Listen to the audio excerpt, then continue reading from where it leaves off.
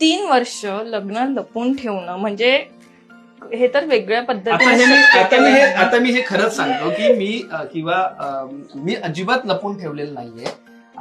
पण मला नेहमीच हे वाटायचं की अश्विनी आल्यानंतर अश्विनीला तिच्या नावाने जर ओळख मिळाली तर अजून फार छान होईल. कारण काय होतं की मी एक 4-2 कामं केले होते, त्यातून जरा थोडस थोडीशी तोंड ओळख असते तशी ओळख होती. सो ते झाल्यानंतर आल्याला अरे ही तर अनुष ठाकरेची बायको असं म्हणजे असं नको व्हायला असं मला नेहमी वाटत होतं. सो इथे आल्या म्हणजे एनएसडी झाल्यानंतर ती आली आणि तिला जी सिरियल मिळाली तारिणी, सो त्यात तिला ओळखायला लागले की तारिणी मधली आहे ही. सो त्यानंतर अरे ही तर अनुष ठाकरेची पण बायको आहे. सो पहिलं तिचं प्रोफेशनचं नाव आणि नंतर अनुष ठाकरेचं नाव.